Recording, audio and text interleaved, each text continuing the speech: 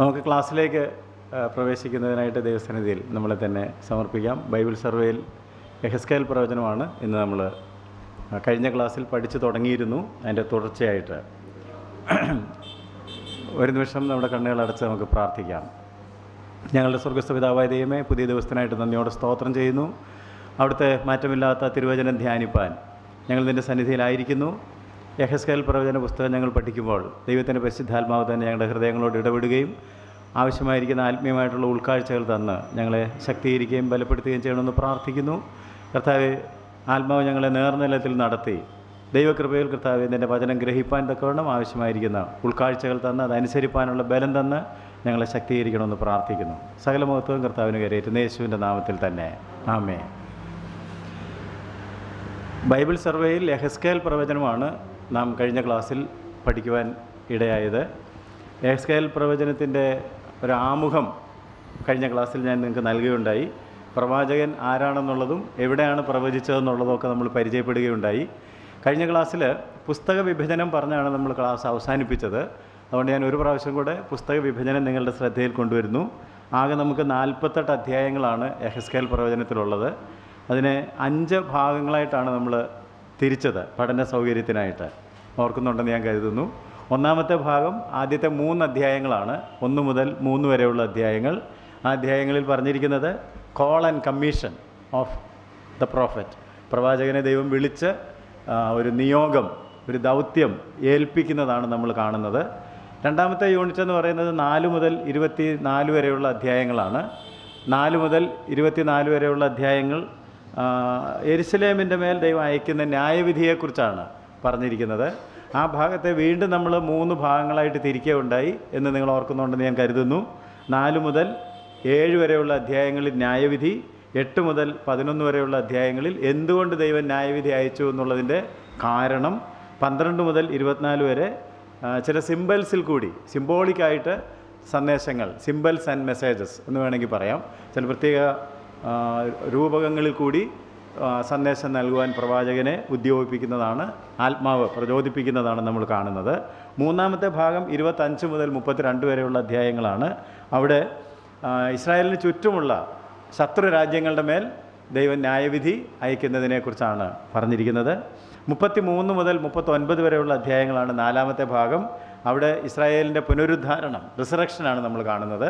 അവസാനം 40 മുതൽ 48 വരെയുള്ള അധ്യായങ്ങളിൽ ഇസ്രായേലിനെ സഹസ്രാബ്ദ വാഴ്ചയുടെ കാലഘട്ടത്ത് മടക്കി അവരുടെ ദേശത്തേക്ക് കൊണ്ടുവരികയും അവർക്ക് ദേശം വിഭാഗിച്ചു കൊടുക്കുകയും അതുപോലെ തന്നെ ഒരാലയം അവർക്ക് ആരാധനയ്ക്കായിട്ട് പണിത് കിട്ടും. So the millennial kingdom and the millennial temple എന്ന് വേണമെങ്കിൽ പറയാം. സഹസ്രാബ്ദ വാഴ്ചയിൽ പണിയുന്ന ആലയവും അതുപോലെ തന്നെ അവിടെയുള്ള അവരുടെ ജീവിത രീതികളും ദേശം അവർക്കായിട്ട് വിഭജിച്ച് കൊടുത്തിരിക്കുന്ന കാര്യവും ഒക്കെ ആണ് പറഞ്ഞ് പുസ്തകം അവസാനിക്കുന്നത്. യെഹെസ്കേൽ പ്രവചനം നിങ്ങൾ വായിച്ച് പഠിച്ചു പോകുമ്പോൾ പ്രവചനത്തിൽ ദൈവത്തിൻ്റെ ആത്മാവിൻ്റെ പ്രവർത്തനം നമ്മളെ വളരെ ത്രസിപ്പിക്കുന്നതും അവസാന അധ്യായത്തിലേക്ക് വരുമ്പോൾ ഒരു ജീവജല നദിയെ കുറിച്ച് പറഞ്ഞുകൊണ്ടാണ്. നമ്മൾ പലപ്പോഴും പാട്ടൊക്കെ പാടുന്ന പോലെ മുട്ടോളം അല്ല, അരയോളം അല്ല, നീന്തിയിട്ടല്ലാതെ കടപ്പാൻ വഴിയാത്ത ഒരു ആത്മപ്രവാഹത്തെക്കുറിച്ചൊക്കെ പറഞ്ഞാണ് പുസ്തകം അവസാനിക്കുന്നത്. നമ്മുടെ ക്ലാസ് നിന്ന് അങ്ങനെ അവസാനിക്കുമെന്ന് നമുക്ക് വിചാരിക്കാം. നീന്തിയിട്ടല്ലാതെ കടപ്പാൻ കഴിയാത്ത ഒരു ആത്മപ്രവാഹത്തെക്കുറിച്ചും അതിൻ്റെ അർത്ഥം എന്താണെന്നും ഒക്കെ ഗ്രഹിക്കുവാൻ തക്കവണ്ണം വിനയബുദ്ധിയോടെ നമുക്ക് ദൈവസന്നിധിയിലായിരിക്കാം. കഴിഞ്ഞ ക്ലാസ്സിൽ വീണ്ടും ആദ്യത്തെ യൂണിറ്റ് നമ്മൾ ചെറുതായിട്ട് പരിചയപ്പെടുകയുണ്ടായി. കോൾ ആൻഡ് കമ്മീഷൻ, പ്രവാചകനെ ദൈവം വിളിച്ച് ദൗത്യം ഏൽപ്പിച്ചതിനെക്കുറിച്ച് നമ്മൾ ക്ലാസ് തീരുന്ന സമയത്ത് അല്പം ധൃതിയിലാണെങ്കിലും പഠിച്ചത് നിങ്ങൾ ഓർക്കുന്നുണ്ടെന്ന് ഞാൻ കരുതുന്നു. 1-ാം അധ്യായത്തിൻ്റെ ചില വാക്യങ്ങൾ വായിച്ചു പോകാം, ഒന്നുകൂടെ റിപ്പീറ്റ് ചെയ്യാനായിട്ട്. 1-ന്റെ 1-ാം അധ്യായത്തിൻ്റെ 28-ാം വാക്യം. അതിൻ്റെ ചുറ്റുമുള്ള പ്രകാശം മഴയുള്ള ദിവസത്തിൽ മേഘത്തിൽ കാണുന്ന വില്ലിൻ്റെ കാഴ്ച പോലെ ആയിരുന്നു. യഹോവയുടെ മഹത്വത്തിൻ്റെ പ്രത്യക്ഷത ഇങ്ങനെയായിരുന്നു കണ്ടത്. അത് കണ്ടിട്ട് ഞാൻ കവിണ്ണു വീണു. സംസാരിക്കുന്ന ഒരുത്തൻ്റെ ശബ്ദവും ഞാൻ കേട്ടു. ഞാൻ കവിണ്ണു വീണു, ഒരു ശബ്ദം ഞാൻ കേട്ടു, ദൈവത്തിൻ്റെ മഹത്വത്തിൻ്റെ പ്രത്യക്ഷത ഉണ്ടായി. അപ്പോൾ നമ്മളവിടെ പ്രത്യേകിച്ച് എടുത്തു പറഞ്ഞ കാര്യം I saw, I fell, I heard. ഞാൻ കണ്ടു, ഞാൻ വീണു, ഞാൻ കേട്ടു. അപ്പോൾ ദൈവത്തിൻ്റെ ആത്മാവിൻ്റെ ദർശനം ലഭിച്ചിട്ടാണ് അദ്ദേഹം വർക്ക് തുടങ്ങുന്നത്. 2-ാം അധ്യായത്തിൻ്റെ ആദ്യത്തെ 4 വാക്യങ്ങളും കൂടി അതോട് ചേർത്ത് വായിച്ചാൽ, അവൻ എന്നോട് മനുഷ്യപുത്ര നിവർന്നു നിൽക്കുക, ഞാൻ നിന്നോട് സംസാരിക്കുമെന്ന് കൽപ്പിച്ചു. അവൻ എന്നോട് സംസാരിച്ചപ്പോൾ ആത്മാവ് എന്നിൽ വന്ന് എന്നെ നിവർന്ന് നിൽക്കുമാറാക്കി. അവൻ എന്നോട് സംസാരിക്കുന്നത് ഞാൻ കേട്ടു. അവൻ എന്നോട് അരുളി ചെയ്തത്, മനുഷ്യപുത്ര, എന്നോട് മത്സരിച്ചിരിക്കുന്ന മത്സരികളായ ഇസ്രായേൽ മക്കളുടെ അടുക്കൽ ഞാൻ നിന്നെ അയക്കുന്നു. അവരും അവരുടെ പിതാക്കന്മാരും ഇന്നുവരെ എന്നോട് അതിക്രമം ചെയ്തിരിക്കുന്നു. മക്കളോ ധാഷ്ട്യവും ദുശാഠ്യവും ഉള്ളവരത്രേ. അവരുടെ അടുക്കലേക്കാകുന്നു ഞാൻ നിന്നെ അയക്കുന്നത്. അപ്പോൾ അവിടെ നമ്മൾ കാണുന്നത് സ്റ്റാൻഡ്, എഴുന്നേറ്റ് നിൽക്കുക. ആൻഡ് ദെൻ ഹി ഹേർഡ്, അവൻ കേട്ടു. And then he was send, അവനെ അയച്ചു. അവനോട് പോയി പറയാനുള്ള ദൗത്യവും ദൂതും അവനെ ഏൽപ്പിച്ചു. അപ്പം അവൻ എഴുന്നേറ്റ് നിന്നു, കണ്ടു, കേട്ടു. ദൈവം കൊടുത്തതാണ് പോയി സംസാരിക്കുന്നത് എന്നുള്ള കാര്യം ഓർക്കുക. ഈ കണ്ടതിൽ ഏറ്റവും പ്രധാനമായിട്ടുള്ളത് നമ്മൾ കഴിഞ്ഞ ക്ലാസ്സിൽ പരാമർശിക്കുകയുണ്ടായി. അവൻ ദൈവമഹത്വം കണ്ടപ്പോൾ കെരൂബുകളെയാണ് കണ്ടത്.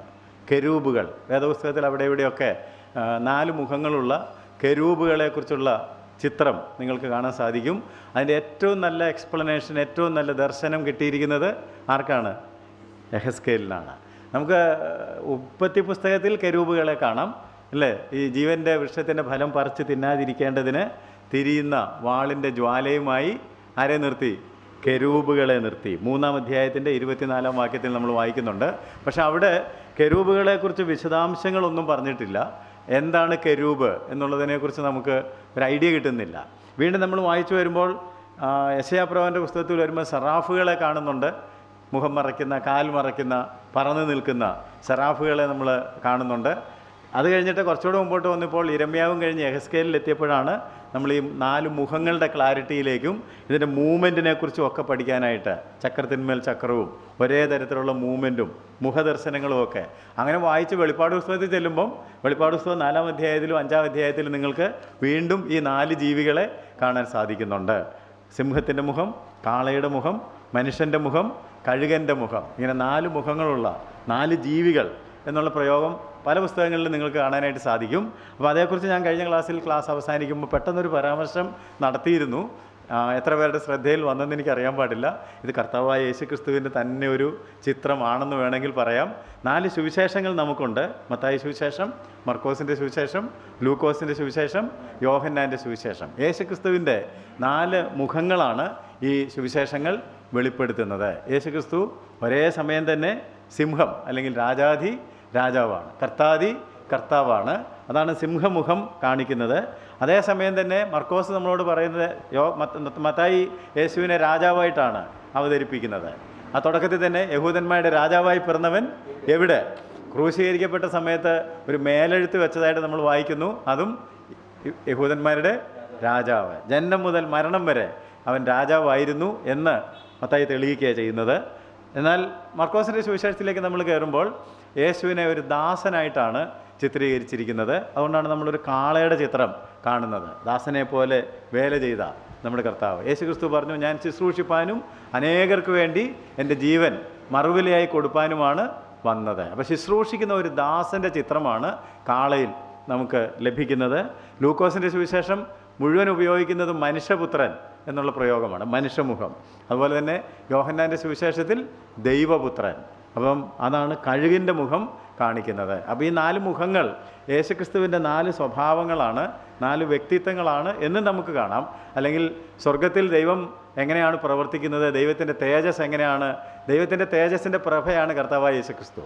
അവൻ തത്വത്തിൻ്റെ മുദ്രയാണ്.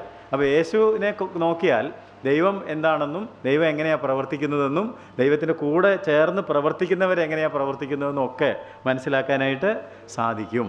അതുകൊണ്ട്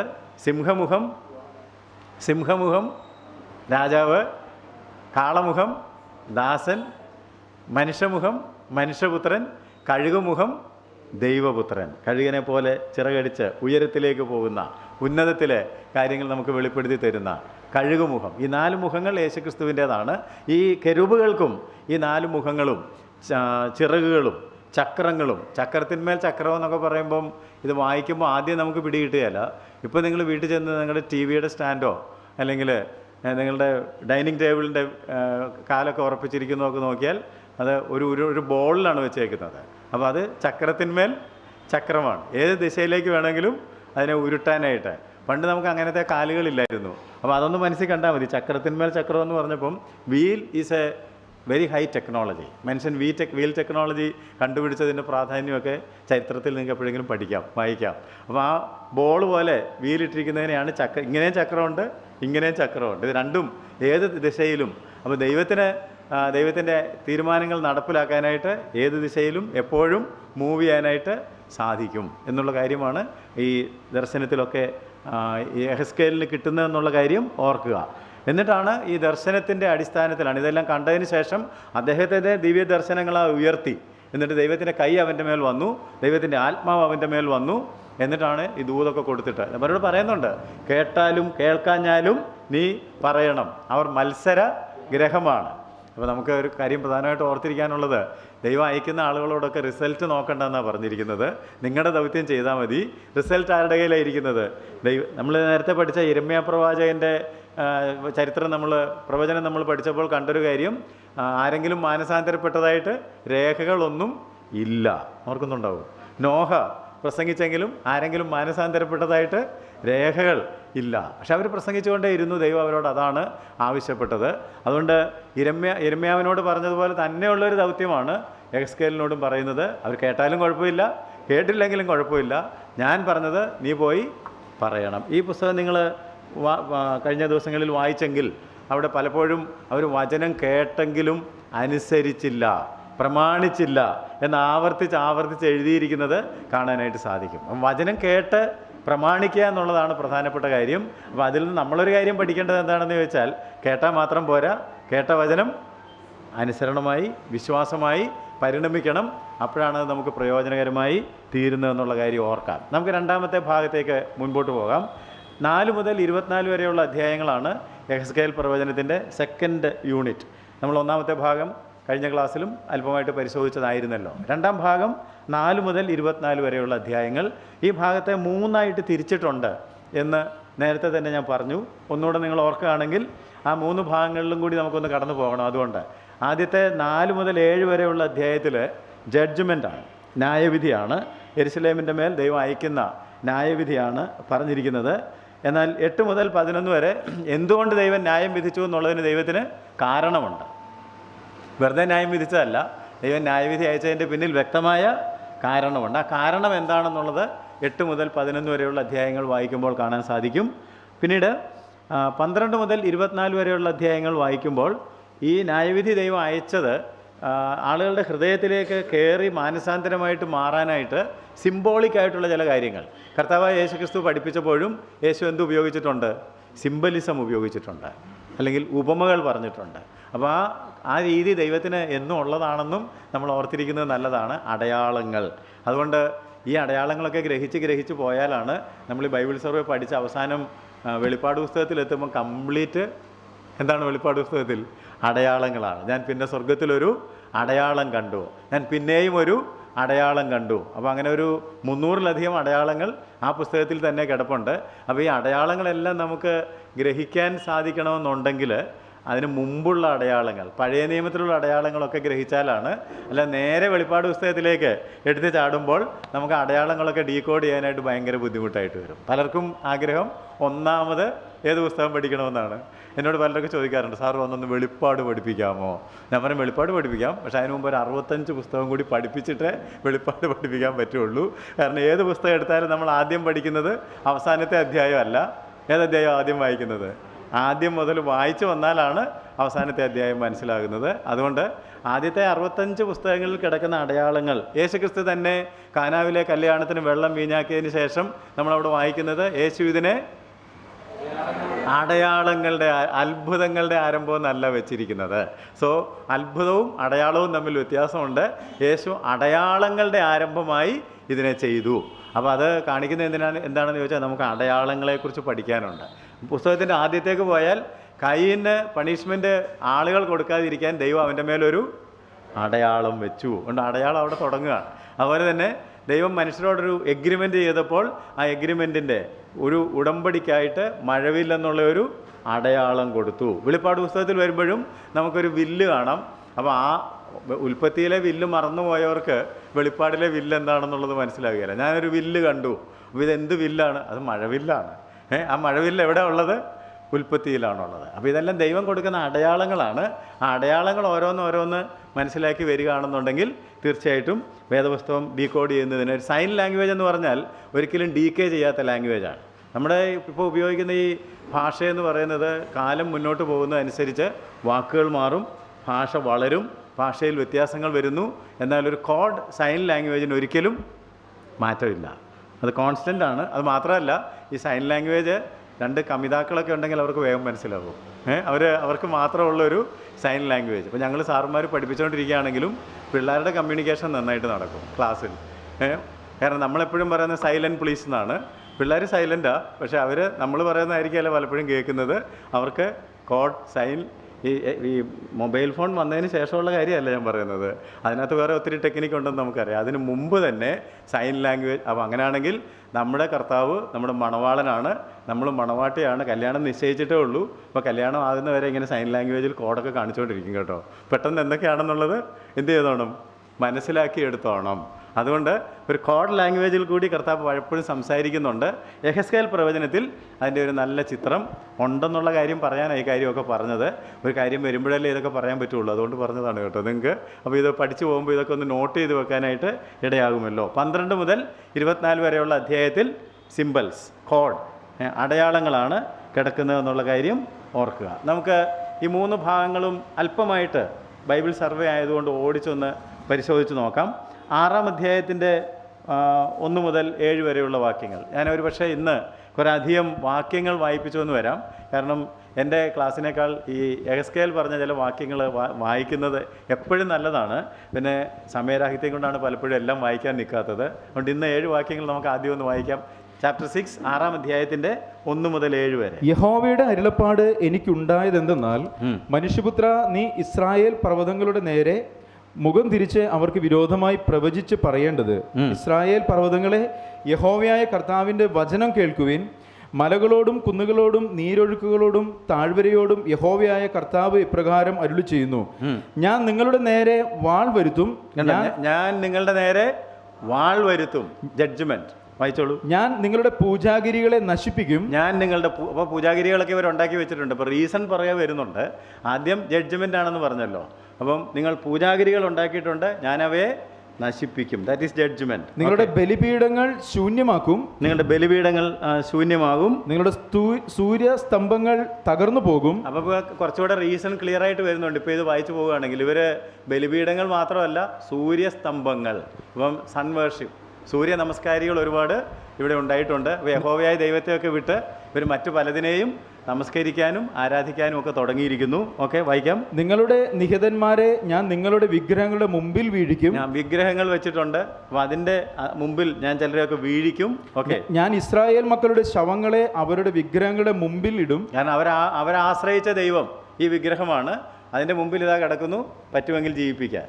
ദൈവത്തിൻ്റെ ന്യായവിധി ഇറങ്ങി വരുന്ന കാര്യമാണ് അവിടെ വിശദീകരിക്കുന്നത്. ഞാൻ നിങ്ങളുടെ അസ്ഥികളെ നിങ്ങളുടെ ബലിപീഠങ്ങൾക്ക് ചുറ്റും ചിതറിക്കും. നിങ്ങളുടെ ബലിപീഠങ്ങൾ ഇടിഞ്ഞ് ശൂന്യമാകുകയും നിങ്ങളുടെ വിഗ്രഹങ്ങൾ തകർന്ന് മുടിഞ്ഞു പോകുകയും നിങ്ങളുടെ സൂര്യസ്തംഭങ്ങളെ വെട്ടിക്കളയുകയും നിങ്ങളുടെ പണികൾ നശിച്ചു പോവുകയും ചെയ്യുവാൻ തക്കവണ്ണം നിങ്ങൾ പാർക്കുന്നിടത്തൊക്കെയും പട്ടണങ്ങൾ പാഴായും പൂജാഗിരികൾ ശൂന്യമായും തീരും. നിഹതന്മാർ നിങ്ങളുടെ നടുവിൽ വീഴും. ഞാൻ യഹോവ എന്ന് നിങ്ങൾ അറിയും. ഈ പുസ്തകത്തിൻ്റെ മെയിൻ തോട്ട് നമ്മൾ പഠിച്ചത് ഓർക്കുന്നുണ്ടാകുമെന്ന് ഞാൻ കരുതുന്നു. എന്താണ് ഈ പുസ്തകത്തിൻ്റെ ഏറ്റവും 70 പ്രാവശ്യം പറഞ്ഞിട്ടുണ്ടെന്നൊക്കെ പറഞ്ഞായിരുന്നു. ഞാൻ യഹോവ എന്ന് നിങ്ങൾ, അവ നമ്മളിപ്പോൾ വായിച്ചിടത്തുണ്ടായിരുന്നല്ലോ. അപ്പോൾ എന്തിനാണ് ദൈവം ന്യായവിധി അയക്കുന്നത്? So that they will know that I am the Lord. ഞാനാണ് ദൈവം, ഞാനാണ് യഹോവ എന്ന് നിങ്ങൾ അറിയേണ്ടതിന്.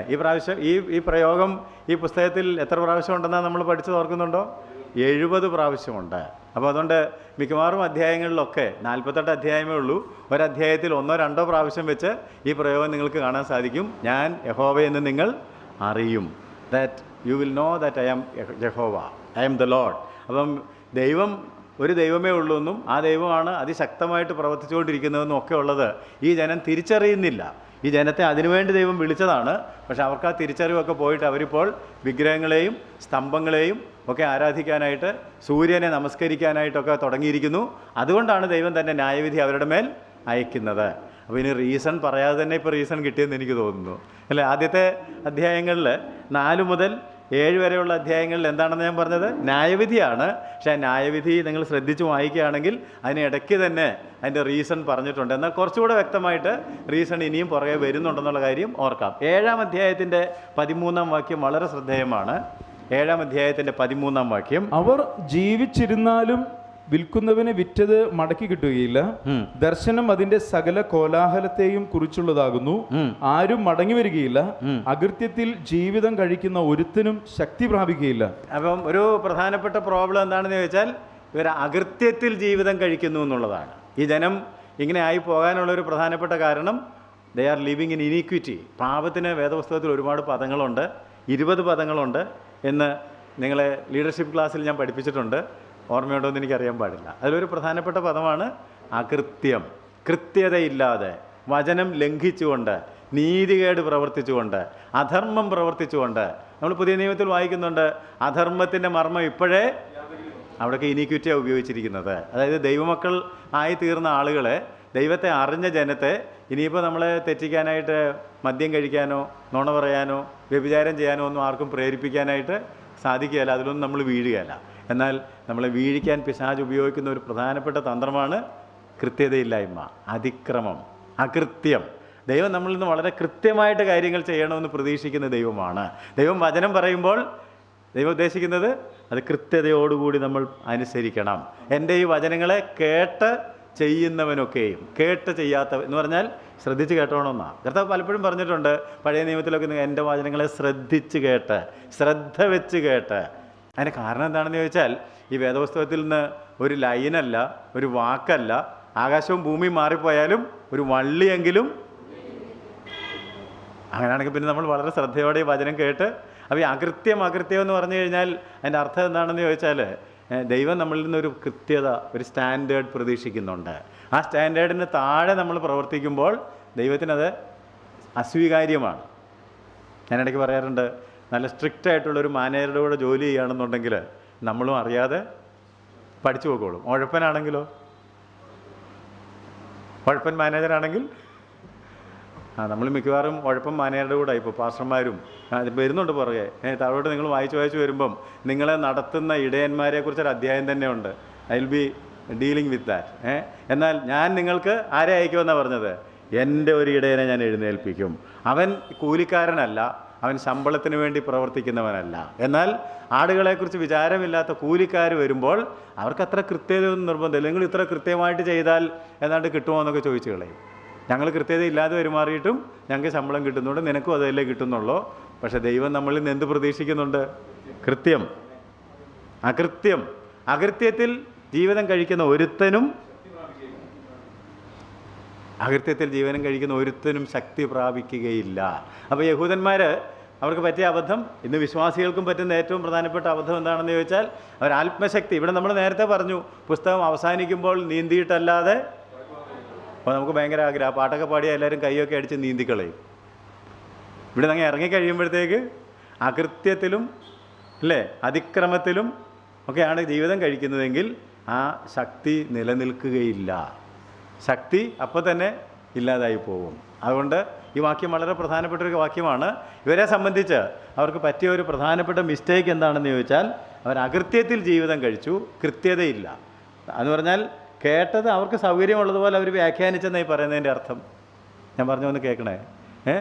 ദൈവത്തിൻ്റെ വ്യവസ്ഥകളനുസരിച്ച് പോകാതെ ആ സാഹചര്യങ്ങളെ അവരുടെ അളവുകോല് വെച്ച് അളന്നിട്ട് ഇങ്ങനെ മതി, ഇത്രയൊക്കെ പോയാലും കുഴപ്പമില്ല എന്ന് സ്വയമായിട്ട്. ഞാനിതിനു മുമ്പും നിങ്ങളോട് പറഞ്ഞിട്ടുണ്ടാകും. നമ്മൾ വായിച്ച് വെളിപ്പാട് പുസ്തകത്തിൽ വരും പറഞ്ഞിട്ട് ഇതിനോടൊന്നും കൂട്ടരുത്, ഇതിൽ നിന്നൊന്നും കുറയ്ക്കരുത്. അത് വെളിപ്പാടിൽ മാത്രമല്ല, സദൃശ്യവാക്യത്തിൽ പറഞ്ഞിട്ടുണ്ട്, ആവർത്തന പുസ്തകത്തിൽ പറഞ്ഞിട്ടുണ്ട്, ഒരുപാട് സ്ഥലങ്ങളിൽ പറഞ്ഞിട്ടുണ്ട്. ഇതിനോടൊന്നും കൂട്ടരുത്, ഇതിനൊന്നും നമ്മളാരും ഒന്നും ഇതിനകത്ത് എഴുതി ചേർക്കുകയില്ല, ഒന്നും വെട്ടിക്കളയുകയില്ല. പിന്നെ എങ്ങനെ നമ്മളിത് കൂട്ടുകയും കുറയ്ക്കുകയും ചെയ്യുന്നത്? By interpretation. എങ്ങനെയാണ്? വ്യാഖ്യാനിച്ചാണ് ഇതിനോട് കൂട്ടുന്നതും കുറയ്ക്കുന്നതും. അതുകൊണ്ട് വ്യാഖ്യാനങ്ങൾ വളരെ സൂക്ഷിക്കണം. നിങ്ങളതിനോട് ഉണ്ടെന്ന് ഞാൻ കരുതിക്കോട്ടെ. എങ്ങനെയാണ് നമ്മൾ ഇതിനോട് കൂട്ടുകയും കുറയ്ക്കുകയും ചെയ്യുന്നത്? ഇതിൻ്റെ ലൈൻ വെട്ടിക്കളഞ്ഞിട്ടും പുതിയ ലൈൻ എഴുതി ചേർത്തിട്ടുമല്ല. അതിനൊന്നും ആർക്കും ധൈര്യമില്ലെന്ന് എനിക്കറിയാം.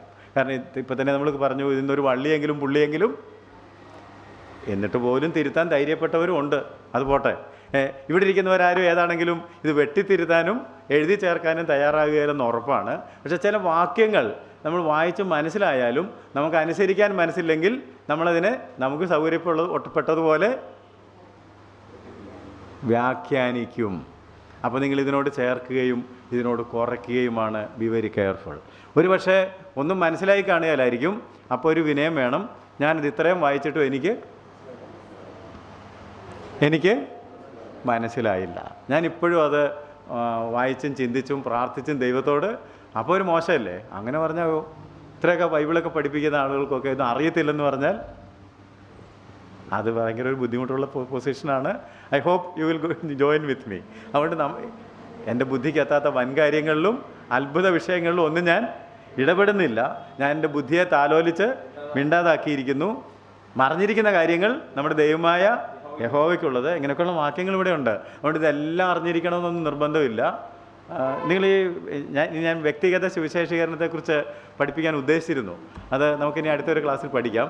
അത് പഠിക്കുമ്പം ഒരു ആളിങ്ങനെ ചെയ്തത് എനിക്ക് നന്നായിട്ട് അറിയാം. അദ്ദേഹം ഇടപെട്ടത് എങ്ങനെയാണെന്ന് ചോദിച്ചാൽ, ആളുകളുടെ സംശയങ്ങൾ ദൂരീകരിക്കാനല്ല ശ്രമിച്ചത്, വിശ്വാസങ്ങളെ ശക്തിപ്പെടുത്താനാണ്.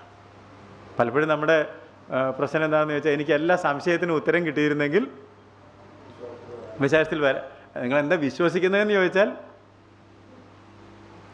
വോട്ട് യു ബിലീവ്, നിങ്ങളുടെ സംശയങ്ങൾ അവിടെ നിൽക്കട്ടെ, നിങ്ങളെന്താ വിശ്വസിക്കുന്നതെന്ന് ചോദിച്ചാൽ പലപ്പോഴും അവർക്ക് യാതൊരു പിടിയുണ്ടാവില്ല. ഈയിടെ ഒരാളോട് ഞാൻ ചോദിച്ചു, നിങ്ങളെന്താ വിശ്വസിക്കുന്നത്? അദ്ദേഹം പറഞ്ഞു, എൻ്റെ സഭ വിശ്വസിക്കുന്നത് തന്നെയാണ് ഞാൻ വിശ്വസിക്കുന്നത്. അപ്പോൾ ഞാൻ ചോദിച്ചു, സഭ എന്താ വിശ്വസിക്കുന്നത്? ഞാൻ വിശ്വസിക്കുന്നത് തന്നെയാണ് സഭ വിശ്വസിക്കുന്നത്. അപ്പോൾ നിങ്ങളും സഭയും വിശ്വസിക്കുന്നത് എന്താ? അത് രണ്ടും ഒന്ന് തന്നെയാണ്. എങ്ങനെയുണ്ട്? നിങ്ങൾക്കൊന്നും മനസ്സിലായില്ലെന്ന് തോന്നുന്നു. നിങ്ങളെന്താ വിശ്വസിക്കുന്നത്? സഭ വിശ്വസിക്കുന്നത്. സഭ എന്താ വിശ്വസിക്കുന്നത്? ഞാൻ നിങ്ങളും സഭയും എന്താ വിശ്വസിക്കുന്നത്? രണ്ടും ഒന്ന് തന്നെയാണ്. എന്താ സഹോദര അത്? എന്താണെന്ന് ചോദിച്ചപ്പോൾ ഒരു പിടിയില്ല. ഇതാണ് പലരുടെയും പ്രോബ്ലം. അതുകൊണ്ട് വോട്ട് യു ബിലീവ് എന്നുള്ളതിനെക്കുറിച്ച് നല്ല വ്യക്തത വേണം. ഞാൻ എന്ത് വിശ്വസിച്ചിരിക്കുന്നു? പൗലോസ് അതുകൊണ്ടാണ് പറഞ്ഞത്, ഞാൻ ആരെ വിശ്വസിച്ചിരിക്കുന്നു എന്ന് എനിക്ക് നല്ല നിശ്ചയമുണ്ട്. ഞാനൊരു സാധനത്തെ ഒന്നുമല്ല, ഒരാളെയാണ് വിശ്വസിച്ചിരിക്കുന്നത്. അവൻ എൻ്റെ ഉപനിധി അവസാനത്തോളം കാക്കുവാൻ ശക്തൻ എന്ന് ഞാൻ ഉറച്ചുമിരിക്കുന്നു.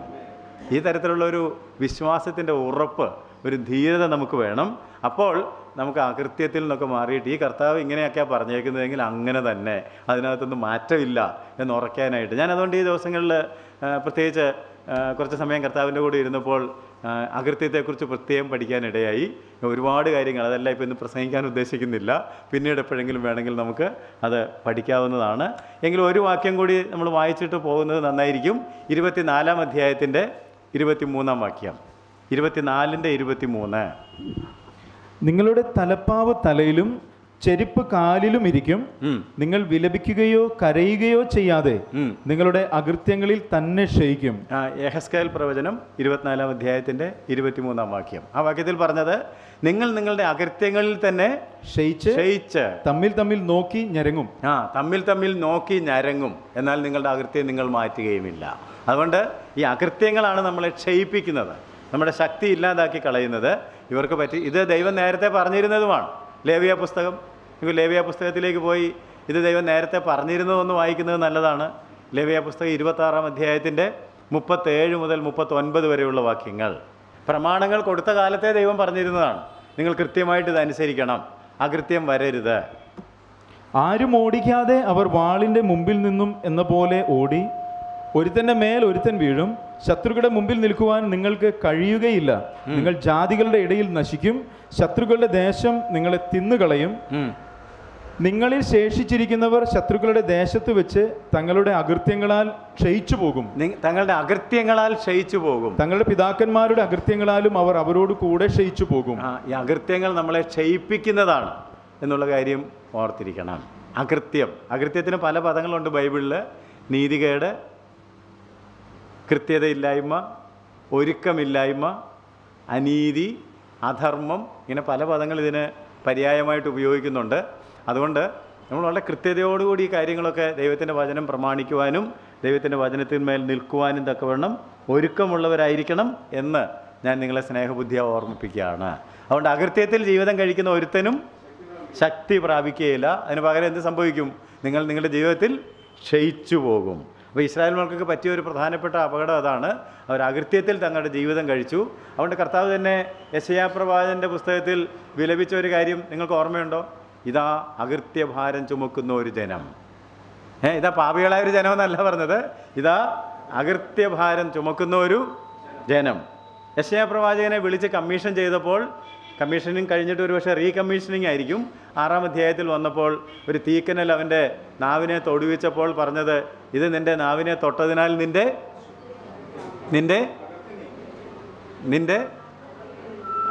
എനിക്ക് കൃത്യമായിട്ടുള്ള പദം തന്നെ വേണം. അപ്പോൾ വായിച്ചാട്ടെ, 6-ാം അധ്യായത്തിൻ്റെ കൃത്യമായിട്ടുള്ള പദം പറഞ്ഞിരുന്നെങ്കിൽ വായിപ്പിക്കണ്ടായിരുന്നു.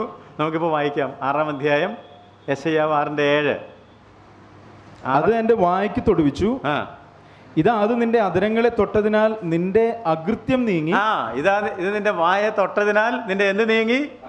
അകൃത്യം നീങ്ങി. നിന്റെ അകൃത്യം നീങ്ങി. കർത്താവായ യേശുക്രിസ്തു കാൽവരി ക്രൂശിൽ മരിച്ചപ്പോൾ എന്തിനു വേണ്ടിയാണ് മരിച്ചത്? യെശയ്യാ പ്രവാചകന്റെ പുസ്തകം 53-ാം അധ്യായത്തിൻ്റെ 5-ാം വാക്യം. എന്നാൽ അവൻ നമ്മുടെ അകൃത്യങ്ങൾ നിമിത്തം മുറിവേറ്റു. അവൻ നമ്മുടെ അകൃത്യങ്ങൾ നിമിത്തം മുറിവേറ്റു. അതുകൊണ്ട് ഇത് വളരെ പ്രധാനപ്പെട്ട ഒരു കാര്യമാണ്. എന്നാൽ അവൻ നമ്മുടെ അതിക്രമങ്ങൾ നിമിത്തം മുറിവേറ്റും. കണ്ടോ, നമ്മുടെ അതിക്രമങ്ങളും അകൃത്യങ്ങളുമാണ് അവനെ മുറിവേൽപ്പിച്ചത്. അത് രണ്ടും അവൻ്റെ മേൽ വഹിച്ചുകൊണ്ടാണ് അവൻ കാൽവരി ക്രൂശിൽ നമ്മുടെ പാപത്തിന് പരിഹാരം വരുത്തിയത്. അതിനകത്ത് അകൃത്യത്തിനും അതിക്രമത്തിനും ഒരു പ്രധാനപ്പെട്ട സ്ഥാനമുണ്ട് എന്ന് നാം അറിഞ്ഞിരിക്കേണ്ടതാണ്. അപ്പം അതുകൊണ്ട് 103-ാം സങ്കീർത്തനത്തിൽ നിങ്ങൾക്ക് എല്ലാവർക്കും അറിയാം എന്താ പറഞ്ഞിരിക്കുന്നത്? അവൻ നിൻ്റെ എൻ മനമേ യഹോവയെ വാഴ്ത്തുക. യെഹെസ്കേൽ പ്രവചനം പഠിച്ചപ്പോൾ നിങ്ങൾ അങ്ങോട്ട് സങ്കീർത്തനത്തിൽ പോയോ എന്നൊന്നും സംശയിക്കേണ്ട. ഇത് ദൈവം നിങ്ങൾ ഗ്രഹിക്കാൻ ആഗ്രഹിക്കുന്ന ഒരു ആലോചനയാണ്. 103-ാം സങ്കീർത്തനം. മനമേ യഹോവയെ വാഴ്ത്തുക, സർവാന്തരംഗവുമേ അവന്റെ വിശുദ്ധ നാമത്തെ വാഴ്ത്തുക. എൻ മനമേ യഹോവയെ വാഴ്ത്തുക, അവന്റെ ഉപകാരങ്ങളൊന്നും മറന്നു കളയരുത്. അവൻ നിന്റെ അകൃത്യമൊക്കെയും മോചിപ്പിക്കുന്നു. ഒന്നാമത് പറഞ്ഞ കാര്യം അതാ, അവൻ നിന്റെ അകൃത്യമൊക്കെയും മോചിക്കുന്നു. 10-ാം വാക്യത്തിൽ എന്താ പറഞ്ഞതെന്നറിയാമോ? അവൻ നമ്മുടെ പാപങ്ങൾക്ക് ഒത്തവണ്ണം നമ്മോട് ചെയ്യുന്നില്ല, അവൻ നമ്മുടെ അകൃത്യങ്ങൾക്ക് ഒത്തവണ്ണം നമ്മോട് പകരം ചെയ്യുന്നതുമില്ല. നമ്മുടെ അകൃത്യങ്ങൾക്ക് തക്കവണ്ണം നമ്മോട് പകരം അങ്ങനെ പകരം ചെയ്തിരുന്നെങ്കിൽ 130-ാം സങ്കീർത്തനത്തിൽ പറഞ്ഞിട്ടുണ്ട്, കർത്താവേ നീ അകൃത്യങ്ങളെ ഓർമ്മ വെച്ചാൽ ആർക്ക് നിലനിൽക്കാൻ, എന്നാൽ നിന്നെ ഭയപ്പെടുവാൻ തക്കവണ്ണം നിന്റെ പക്കൽ വിമോചനം. അപ്പം നമ്മുടെ അകൃത്യങ്ങൾക്ക് ദൈവത്തിൻ്റെ അടുക്കൽ വിമോചനമുണ്ട്. അതുകൊണ്ട് നമ്മൾ പാപത്തിൽ നിന്ന് മാത്രം രക്ഷപ്പെട്ടാൽ പോരാ, എന്തിൽ നിന്ന് രക്ഷപ്പെടണം? അകൃത്യം. കൃത്യമായിട്ട് എല്ലാ കാര്യങ്ങളും നാം ചെയ്യണമെന്ന് ദൈവം നമ്മളെക്കുറിച്ച് ആഗ്രഹിക്കുന്നുണ്ട് എന്ന് ഞാൻ നിങ്ങളെ ഓർമ്മപ്പെടുത്തുന്നു. അത് നമ്മൾ കർത്താവിനോട് ഏറ്റുപറഞ്ഞാൽ അതൊക്കെ ക്ഷമിക്കുവാൻ തക്കവണ്ണം അവൻ വലിയവനാണ്. ചില ഭക്തന്മാരൊക്കെ ഇത് കണ്ടെത്തിയിട്ടുണ്ട്. ദാവീദ് 25-ാം സങ്കീർത്തനത്തിൻ്റെ 11-ാം വാക്യത്തിൽ പറഞ്ഞു, എൻ്റെ അകൃത്യം വലിയത്, നിന്റെ നാമനിമിത്തം അത് ക്ഷമിക്കണമേ. 25:11 കിട്ടിയെങ്കിൽ വായിക്കാം. യഹോവേ എൻ്റെ അകൃത്യം വലിയത്, നിന്റെ നാമനിമിത്തം അത് ക്ഷമിക്കണമേ. എനിക്ക് തോന്നുന്നു വിശ്വാസികൾ ഈ വാക്യം ഒന്ന് കണ്ടുപിടിച്ചാൽ നന്നായിരുന്നു. കാരണം നമുക്ക് പാപം എല്ലാം പോയി, എല്ലാം നമ്മൾ സമുദ്രത്തിൻ്റെ ആഴത്തിലൊക്കെ കുഴിച്ചിട്ടു, അതെല്ലാം പുറകിൽ ദൈവം അതെല്ലാം ക്ഷമിച്ചു എന്നൊക്കെ പറഞ്ഞാൽ നടക്കുന്നത്. അകൃത്യത്തിൻ്റെ കാര്യം എങ്ങനെയുണ്ട്? കൃത്യമായിട്ടാണോ ഇപ്പോൾ എല്ലാ കാര്യങ്ങളും ചെയ്തുകൊണ്ടിരിക്കുന്നതെന്ന് ചോദിച്ചാൽ, ദാവീദിനോട് ചോദിച്ചാൽ ദാവീദ് പറയും, എൻ്റെ അകൃത്യം വലിയത്. കർത്താവേ, എൻ്റെ അകൃത്യം വലിയത്. അതുകൊണ്ട് അദ്ദേഹം 32-ാം സങ്കീർത്തനത്തിൽ പറയുകയാണ്, ഞാൻ എൻ്റെ അകൃത്യം നിന്നോട് മറച്ചതുമില്ല. ഞാൻ എൻ്റെ അകൃത്യം നിന്നോട്, 5-ാം വാക്യം 32:5, ഞാൻ എൻ്റെ പാപം നിന്നോട് അറിയിച്ചു, എൻ്റെ അകൃത്യം മറച്ചതുമില്ല. എൻ്റെ അകൃത്യം, പലപ്പോഴും നമ്മൾ ചെയ്യുന്നൊരു കാര്യം എന്താണെന്ന് ചോദിച്ചാൽ അകൃത്യങ്ങളെ മറച്ചു വയ്ക്കും, കൃത്യമില്ലായ്മകൾ മറച്ചു വയ്ക്കും. പക്ഷെ ദൈവം ആഗ്രഹിക്കുന്നത് എല്ലാം കൃത്യമായിട്ട് പറഞ്ഞതുപോലെ കറക്റ്റായിട്ട് ദൈവം നമ്മളിൽ നിന്ന് പ്രതീക്ഷിക്കുന്നുണ്ട്. വള്ളി പുള്ളി തെറ്റാതെ ഇതെല്ലാം കൃത്യമായിട്ട് അനുസരിക്കാൻ നിങ്ങൾ എൻ്റെ കൂടെ ഉണ്ടോ? പിണക്കായോ? ഇങ്ങനെ ഉദ്ദേശിക്കുന്നുണ്ടോ? യെസ്, ദൈവം ഉദ്ദേശിക്കുന്നത്. അല്ലെങ്കിൽ ഇപ്പോൾ ദൈവം ഇത് പറയേണ്ട, അതുകൊണ്ടാണല്ലോ ഇതിരുന്ന് വള്ളിയും പുള്ളിയും ഒന്നും ദൈവം എന്ത് ചെയ്യുകയെന്ന് പറഞ്ഞത്, മാറ്റുകയല്ലെന്ന് പറഞ്ഞത്. ആകാശം ഭൂമി ഒഴിഞ്ഞു പോയാലും ഇതിനൊരു വള്ളിയെങ്കിലും ഒരു so we need precision, accuracy, കൃത്യത ദൈവം നമ്മളിൽ നിന്ന്. അല്ല, നമ്മുടെയൊക്കെ ശരീരത്തിലും നമ്മൾ പ്രവർത്തിക്കുന്ന പല മേഖലകളിലും നിങ്ങൾ ഉപയോഗിക്കുന്ന മെഷീനിലുമൊക്കെ കാര്യങ്ങൾ നന്നായിട്ട് പോകണമെന്നുണ്ടെങ്കിൽ എങ്ങനെയെങ്കിലുമൊക്കെ ചെയ്താൽ മതിയോ? ആർക്കും ഒരു ഉത്തരവില്ലെന്ന് തോന്നുന്നു. നിങ്ങൾ ഒരു ഫുഡ് കുക്ക് ചെയ്യുന്നു, എങ്ങനെയെങ്കിലും എന്തെങ്കിലും മിക്സ് ചെയ്താൽ മതിയോ? പിന്നെ എങ്ങനെ? എല്ലാം കൃത്യം. വെരി ഗുഡ്, അതൊക്കെ അറിയാം. അപ്പോൾ അറിയാൻ പാടില്ലാത്ത കാര്യം, ഫുഡ് കൃത്യമായിരിക്കണം, മെഷീൻ കൃത്യമായിരിക്കണം, നമ്മുടെ പ്രവർത്തനങ്ങളെല്ലാം കൃത്യമായിരിക്കണം. ആത്മീയതയ്ക്ക് മാത്രം ഒരു കൃത്യതയും വേണ്ട. അപ്പോൾ ഈ ദൈവത്തെ നിങ്ങൾക്ക് പരിചയം ഉണ്ടോ എന്ന് എനിക്ക് സംശയം വരികയാണ്. അതുകൊണ്ട് ദൈവത്തിൻ്റെ അടുക്കൽ വരുമ്പോഴും ദൈവം എന്ത് പ്രതീക്ഷിക്കുന്നുണ്ട്? ആക്യുറസി, കൃത്യത. ദൈവം വളരെ കണിശക്കാരനാണ്. അപ്പോൾ നിങ്ങളിപ്പോൾ പറയായിരിക്കും ഈ കണിശക്കാരൻ്റെ കൂടെ പാർക്കാൻ ഭയങ്കര ബുദ്ധിമുട്ടാണ്. അപ്പോൾ അതിനാ ദൈവം പറഞ്ഞ കുഴപ്പമില്ല, ഞാൻ എൻ്റെ ആത്മാവിനെ നിൻ്റെ ഉള്ളിലാക്കി. ദൈവം നല്ല കൃത്യമായിട്ട് പ്രമാണങ്ങളൊക്കെ തന്നപ്പോൾ അവർ പറഞ്ഞു ഇത് ഭാരമുള്ളതാണ്, ഈ ഘനമുള്ള സാധനങ്ങൾ ചുമക്കാൻ വിഷമമാണ്. അല്ല, കുഴപ്പമില്ല, അത് നിന്നെ ശരിയാക്കി. ഈ പുസ്തകത്തിൽ തന്നെ ഉണ്ട്, ഞാൻ എൻ്റെ ആത്മാവിനെ നിങ്ങളുടെ ഉള്ളിലാക്കി എൻ്റെ കൃത്യമായ ചട്ടങ്ങളിൽ ഞാൻ നിങ്ങളെ നടക്കുമാറാക്കും. അപ്പോൾ അതുകൊണ്ടാണ് ഈ നീന്തിയിട്ടല്ലാത്ത കടക്കാൻ കഴിയാത്ത ഒരു നദിയിലേക്കൊക്കെ നമ്മളെ കൊണ്ടുവരുന്നത്. Only through the Holy Spirit you can do that. അതുകൊണ്ട് നമുക്ക് ഈ ആത്മാവിൻ്റെ ഒരു നിറവ് കുറേ കൂടി ആവശ്യമാണ്. ആത്മനിറവിലേക്ക് വന്നു കഴിയുമ്പോൾ എല്ലാം കൃത്യമായിട്ട് ചെയ്യുവാനായിട്ട്. അല്ലെങ്കിൽ അശുദ്ധമായ പല ചിന്തകളും വ്യാപാരങ്ങളും ഒക്കെ, അതാണ് ഈ അധർമ്മത്തിൻ്റെ മർമ്മം. ഇപ്പോഴേ അകൃത്യത്തിൻ്റെ മർമ്മം നിങ്ങൾക്ക് തിരുത്തി എഴുതാം. അകൃത്യത്തിൻ്റെ മർമ്മം ഇപ്പോഴേ വ്യാപരിക്കുന്നുണ്ട്. അത് ആളുകളുടെ ഹൃദയത്തെയൊക്കെ കൃത്യതയായിട്ട് ഏകാഗ്രതയിൽ നിന്ന് നിർമ്മലതയിൽ നിന്ന് മാറ്റിക്കൊണ്ടിരിക്കുകയാണ്. അങ്ങനെ എൻ്റെ കൂടെ ഉണ്ടെന്ന് ഞാൻ കരുതുന്നു. അതുകൊണ്ട് നമ്മൾ കർത്താവിൻ്റെ കൂടെ എങ്ങനെ ഇരിക്കണം? ഏകാഗ്ര ഹൃദയമുള്ളവരും ഇതില്ലാതെ പോയതുകൊണ്ടാണ് യഹെസ്കേലിലേക്ക് തിരിച്ചു വന്നാൽ ദൈവം അവരെ ന്യായം വിധിച്ചത്. നമുക്ക് ദൈവം അവരെ ന്യായം വിധിച്ചു എന്നുള്ള കാര്യം അറിയാം, ബട്ട് വൈ എന്ന് കൂടെ ചിന്തിക്കുമ്പോഴാണ് ഇതേ കാര്യം തന്നെ നമ്മൾക്കും വരാൻ. ഇതെന്തിനാണ് എഴുതി വെച്ചിരിക്കുന്നത്? പുതിയ നിയമത്തിൽ പറഞ്ഞിട്ടുണ്ട്, ലോകാവസാനം വന്നെത്തിയിരിക്കുന്ന നിങ്ങൾക്ക് ബുദ്ധി ഉപദേശത്തിനായിട്ട് ഇത് ദൃഷ്ടാന്തമായി സംഭവിച്ചു. 1 കൊരിന്ത്യർ ലേഖനം 10-ാം അധ്യായത്തിലാണ് പറഞ്ഞിരിക്കുന്നത്. ഈ സംഭവിച്ചതെല്ലാം നമുക്ക് ദൃഷ്ടാന്തമായിട്ട്. എന്നാൽ നമ്മളുടെ എല്ലാവരുടെയും ഒരു പ്രധാനപ്പെട്ട പ്രശ്നം എന്താണെന്ന് ചോദിച്ചാൽ, ഞാനൊരു ചരിത്രാധ്യാപകൻ ആണല്ലോ, പണ്ട് ഒത്തിരി പഠിപ്പിച്ചിട്ടുമുണ്ട്. The one lesson that we learn from history is that we don't learn anything from history. ചരിത്രത്തിൽ നമ്മൾ പഠിക്കുന്ന ഏക പാഠം എന്താണെന്ന് ചോദിച്ചാൽ, എത്ര ചരിത്രം ആവർത്തിച്ചാലും നമ്മൾ പാഠം പഠിക്കത്തില്ല. ഇത് ദൈവത്തിനറിയാം. അതുകൊണ്ട് ഞാൻ നിങ്ങളെ സ്നേഹബുദ്ധിയാ ഉപദേശിക്കുകയാണ്, ചരിത്രത്തിൽ നിന്ന് പാഠങ്ങൾ ഉൾക്കൊള്ളണം. ഇസ്രായേൽ മക്കൾക്ക് ഇങ്ങനെ സംഭവിച്ചുവെങ്കിൽ ഇതിനേക്കാൾ വ്യത്യസ്തമായിട്ട്, കാരണം ദൈവത്തിന് മാറ്റമില്ല, അവൻ ഇന്നലെ ഇന്നും എന്നേക്കും അനന്യൻ. അവൻ്റെ വാക്കിനും പ്രവർത്തനത്തിനും ന്യായവിധിക്കും ഇടപാടുകൾക്കും മാറ്റമുണ്ടോ? ആഗ്രഹമുള്ളവരാണെന്ന് തോന്നുന്നു, ചിലർ പറഞ്ഞു പഠിപ്പിച്ചിട്ടുണ്ട്. പഴയ നിയമത്തിലെ ദൈവം അല്ലല്ലാണോ? പഴയ നിയമത്തിലെ ദൈവമാണോ പുതിയ നിയമത്തിൽ? അല്ല, പഴയ നിയമത്തിൽ സ്ട്രിക്റ്റ് ദൈവം, പുതിയ നിയമത്തിൽ സ്നേഹ ദൈവം. അതുകൊണ്ട് പുതിയ നിയമത്തിൽ നമുക്ക് എന്തും ആകാം. ഒരു കൃപ, എല്ലാം കൃപയാണ്, എന്തും ചെയ്യാം, കുഴപ്പമില്ല. അങ്ങനെയാണോ? എൻ്റെ പുസ്തകത്തിൽ അങ്ങനെ അല്ല കേട്ടോ. അതുകൊണ്ട് പഴയ നിയമത്തിലെ ദൈവത്തിന് പുതിയ നിയമത്തിൽ മാറ്റമില്ല. ഒരു തരത്തിൽ പറഞ്ഞാൽ പഴയ നിയമത്തേക്കാൾ പുതിയ നിയമം കട്ടി കൂട്ടിയ സാധനമാണ്. പണ്ട് കൊന്നാലേ കുഴപ്പമുള്ളായിരുന്നു, ഇപ്പോൾ കൊല്ലുമെന്ന് പറഞ്ഞാൽ പ്രശ്നമാണ്. അങ്ങനെയല്ലേ കർത്താവ് പറഞ്ഞത്? നിസാര എന്ന് വിളിച്ചാൽ നിന്നെയൊക്കെ എനിക്ക് നിസാരമാണെന്ന് പറഞ്ഞാൽ മതി. എത്ര പ്രാവശ്യം ഒരു ദിവസം പറയുന്നുണ്ടെന്ന് എനിക്കറിയത്തില്ല.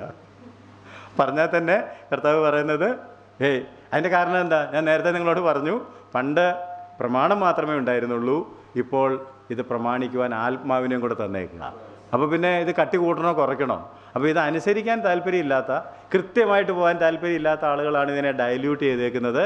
അത് തന്നെയാണ് ന്യായവിധി നമ്മുടെ മേൽ വരാൻ കാരണം. അതുകൊണ്ട് നമുക്ക് യഹെസ്കേലിൻ്റെ പുസ്തകത്തിലേക്ക് മടങ്ങി വന്നാൽ ഈ ഒരു കാര്യം നിങ്ങൾ ഗൗരവമായിട്ട് പഠിക്കണം. ഒരുപാട് പ്രാവശ്യം ഈ പുസ്തകത്തിൽ അകൃത്യത്തെക്കുറിച്ച് പറയുന്നുണ്ട്. ഈ പുസ്തകത്തിൽ മാത്രമല്ല, എല്ലാ പ്രവചന പുസ്തകങ്ങളിലും. അതുകൊണ്ടാണല്ലോ ഞാൻ നിങ്ങളെ ഓർമ്മപ്പെടുത്തിയത്. യെശയ്യാവ് തുടങ്ങുമ്പോൾ തന്നെ പറയുന്നത് ദൈവത്തിൻ്റെ ഒരു കരച്ചിലാണ്, ഇതാ അകൃത്യഭാരം ചുമക്കുന്ന ഒരു ജനം. അങ്ങനെയല്ലേ പറഞ്ഞേക്കുന്നത്? യെശയ്യാവ് 1:4 വായിച്ചാട്ടെ. അയ്യോ പാപമുള്ള ജാതി, അകൃത്യഭാരം ചുമക്കുന്ന ജനം. എന്ന് പറഞ്ഞാൽ പാപമുള്ള ജാതി എന്ന് പറഞ്ഞാൽ ജനറലി ദേ ആർ സിന്നേഴ്സ്. പക്ഷെ എന്താണ് ഈ ദൈവജനത്തിൻ്റെ പ്രോബ്ലം എന്ന് ചോദിച്ചാൽ, അവർക്ക് കൃത്യതയില്ല. ദൈവം പറഞ്ഞതുപോലെ ഒരു കാര്യവും ചെയ്യുകയല്ല, അവർക്ക് സൗകര്യപ്പെട്ടതുപോലെയൊക്കെ ചെയ്യും. എന്നിട്ട് ആ വാക്യം തുടർന്നൊന്നുകൂടെ വായിച്ചാട്ടെ. അകൃത്യഭാരം ചുമക്കുന്ന ഒരു ജനം, അകൃത്യഭാരം ചുമക്കുന്ന ജനം, ദുഷ്പ്രവൃത്തിക്കാരുടെ സന്തതി. ദുഷ്പ്രവൃത്തി എന്ന് പറഞ്ഞാൽ അവർക്ക് തോന്നിയ പോലെ പ്രവർത്തിക്കുന്നത് ദുഷ്പ്രവൃത്തിക്കാരുടെ സന്തതി. വഷളായി നടക്കുന്ന മക്കൾക്ക് ഒരു കൃത്യതയില്ല. ഇതെല്ലാം നിങ്ങൾ ശ്രദ്ധിച്ചു കേൾക്കണം. വഷളായി നടക്കുന്നവന് കൃത്യതയില്ല. വീട്ടിലൊക്കെ വരും, പക്ഷെ വീട്ടിൽ പറയുന്ന ഒരു കാര്യവും കൃത്യമായിട്ട്. നിങ്ങളാരും എൻ്റെ കൂടെ ഇല്ലെന്ന് എനിക്കൊരു സംശയം. ഇത്ര സ്ട്രിക്റ്റായിട്ട് കാര്യങ്ങൾ പറയുമ്പോൾ ആരും കൂടെ കാണുകയില്ലെന്ന് എനിക്കറിയാം. ഏതാണെങ്കിലും വഷളായി നടക്കുന്ന മക്കൾ പിന്നെ അവർ യഹോവയെ ഉപേക്ഷിച്ചു, യഹോവയെ ഉപേക്ഷിച്ചു, ഇസ്രായേലിന്റെ പരിശുദ്ധനെ നിരസിച്ച് പുറകോട്ട് മാറിക്കളഞ്ഞിരിക്കുന്നു. യഹോവയെ നിരസിച്ച് പുറകോട്ട് മാറി അവർക്ക് അവരുടെ രീതികളും അവരുടെ വ്യാഖ്യാനങ്ങളും അവരുടെ പോക്കും. അപ്പോൾ തീർച്ചയായിട്ടും ദൈവത്തിന് എന്താ അയക്കേണ്ടി വരും? ന്യായവിധി. അതാണ് യെഹെസ്കേലിൽ കൂടിയും യെശയ്യാവിൽ കൂടിയും ഒക്കെ ദൈവം വെളിപ്പെടുത്തിയത്. എന്തുകൊണ്ട് ന്യായവിധി? നിങ്ങൾ കൃത്യമായിട്ട് ഞാൻ പറഞ്ഞതുപോലെ കാര്യങ്ങൾ ചെയ്യുന്നില്ല. യെശയ്യാവ് 1-ാം അധ്യായത്തിൻ്റെ 19-ാം വാക്യം നമ്മൾ മറ്റ് പഠിച്ചതാണ്. നിങ്ങൾ മനസ്സ് വെച്ച് കേട്ടനുസരിക്കുന്നുവെങ്കിൽ, ഇന്നലെ പറഞ്ഞിരിക്കുന്നത്, നിങ്ങൾ മനസ്സുവെച്ച് കേട്ടനുസരിക്കുന്നുവെങ്കിൽ ദേശത്തിലെ നന്മ അനുഭവിക്കും. അപ്പോൾ ദൈവം നമ്മൾ ഇന്നത്തെ പ്രതീക്ഷിക്കുന്നുണ്ട്. നമ്മൾ മനസ്സ് വെച്ച് കേട്ട് കൃത്യമായി എല്ലാ കാര്യങ്ങളും അനുസരിക്കുവാൻ. അതല്ലെങ്കിൽ ദൈവം പറയുന്നത്, നീ അകൃത്യത്തിൽ നിൻ്റെ ജീവിതം കഴിക്കുകയാണ്, നീ ഒരിക്കലും ശക്തി പ്രാപിക്കുകയല്ല, നീ നിൻ്റെ ജീവിതത്തിൽ ക്ഷയിച്ചു പോകും. അകൃത്യത്തിൽ ജീവിതം കഴിക്കുന്ന ഒരുത്തനും ശക്തി പ്രാപിക്കുകയല്ല, അവനവരുടെ അകൃത്യങ്ങളിൽ ക്ഷയിച്ചു പോകും. This is very important. അപ്പോൾ അതാണ് ഇസ്രായേൽ മക്കൾക്ക് പറ്റിയെന്നുള്ള കാര്യം യെഹെസ്കേൽ കാണുകയാണ്.